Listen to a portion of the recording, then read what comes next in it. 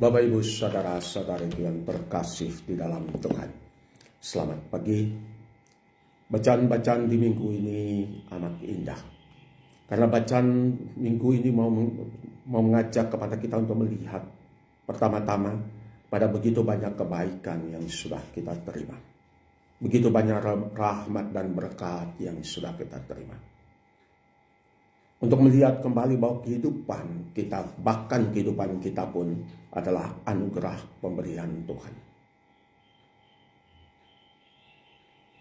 Pertanyaan, dengan segala kebaikan-kebaikan yang kita terima, yang membentuk kita menjadi sampai sekarang ini,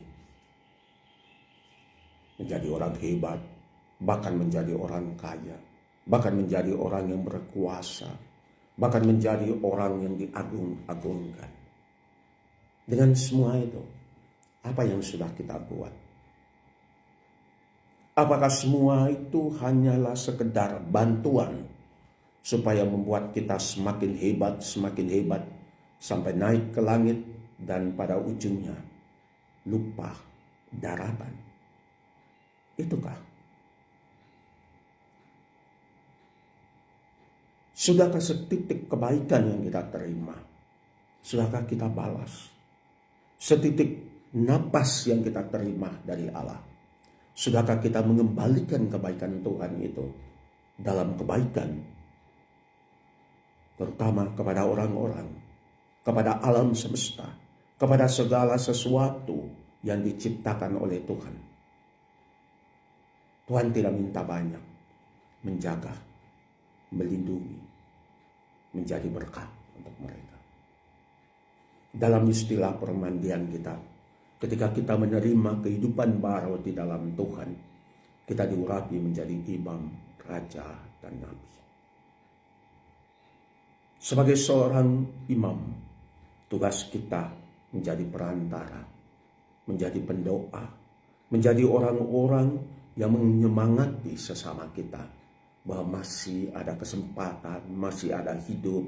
Jangan menyerah kalah, jangan putus asa, bahkan mendoakan mereka supaya mereka tetap kuat.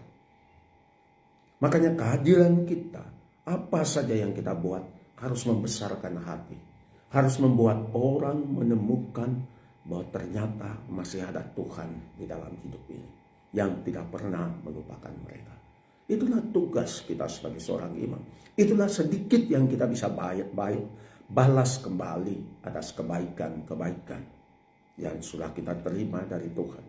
Yang kedua, menjadi seorang raja berarti menjadi seorang pelindung, terutama terhadap hak mereka yang kecil, terhadap hak dari orang-orang yang tidak punya suara, orang-orang yang kehilangan suara, atau kepada orang-orang yang dipaksa untuk tidak bersuara. Tugas kita untuk menjaga, melindungi mereka. Makanya siapapun yang datang kepada kita, kita harus jaga, lindungi harkat martabat dirinya, jati dirinya, supaya dia menjadi anak Allah. Jangan kita menjadi penyebab kehancuran bahkan dosa sesama kita. Dengan demikian, kalau kita berbuat demikian, kita tidak menyatakan, kita tidak menjalankan tugas kewajiban kita sebagai seorang raja, sebagai seorang nabi. Tugas kita adalah mengingatkan, to announce and to denounce, mengingatkan bahwa jalan yang mereka tempuh itu salah, dan mengeritik siapapun juga yang menghancurkan hidup sesama. Berarti ini cuma sedikit dari yang bisa kita buat untuk begitu banyak kebaikan. Makanya kalau hari ini, bacaan hari ini indah karena dia mengajak kita untuk melihat bahwa dari napas kita, seluruh keberadaan kita, apa yang kita pakai, apa yang kita miliki, semua itu adalah anugerah pemberian, adalah bantuan dari sekian banyak jutaan miliaran orang yang tuh kita jumpai di dalam hidup kita. Makanya kita harus selalu berterima kasih. Berterima kasih dengan apa? Selalu merundukkan kepala untuk bersyukur, untuk berterima kasih bahwa saya ini selalu dikasihi dan disayang. Apapun saya, siapapun saya, ternyata ada begitu banyak orang yang mengasihi dan menyayangi saya. Syukur saya itu, terima kasih saya itu harus membuat saya melihat dalam kedalaman batin kita. Apa yang bisa saya buat? Dalam bacaan pertama kita dengar kisah dari Nabi Elisa. Nabi Elisa yang mendapat kebaikan dari seorang janda, perempuan kaya yang berada di kota Sunem. Karena dia sering mendapat bantuan, suatu saat Nabi bertanya, apa yang bisa kita buat untuk keluarga ini yang begitu baik terhadap saya? Apa yang bisa saya buat? Syukur kita itu harus memampukan kita, menggetarkan hati kita untuk bertanya dalam kedalaman batin kita. Apa yang bisa saya buat untuk dia? Begitu banyak kebaikan yang kita terima harus membuat kita malu bahwa saya sebenarnya bisa buat sesuatu, kok saya enggak. Itu yang harus buat saya malu. Itu yang harus membuat saya merasa, kenapa sih ada yang kurang dalam diri saya.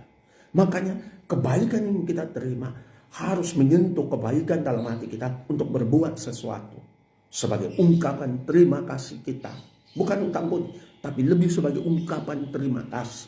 Ketika kita berbicara tentang utang budi, itu ada suatu kewajiban.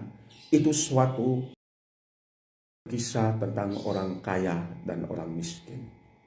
Bagaimana orang kaya berusaha membantu tanpa menyinggung perasaan.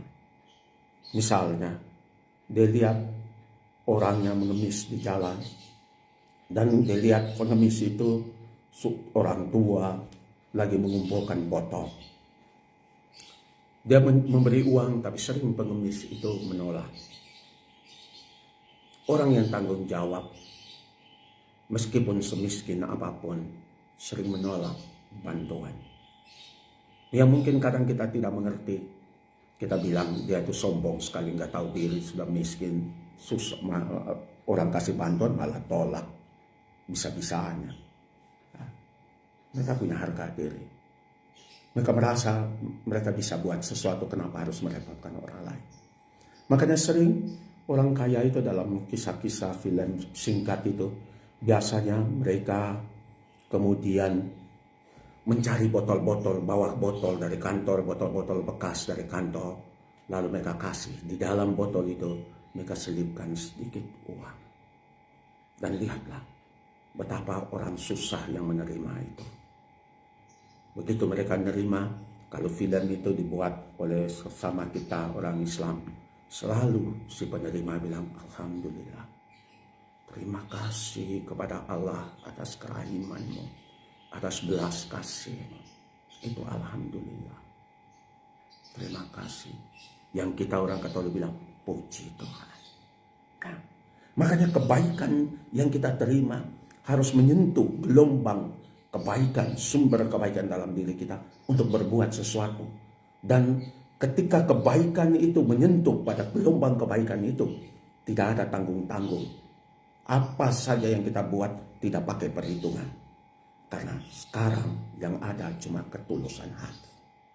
Makanya bacaan hari ini mengajak kita untuk melihat kebaikan yang sudah kita terima dari begitu banyak orang.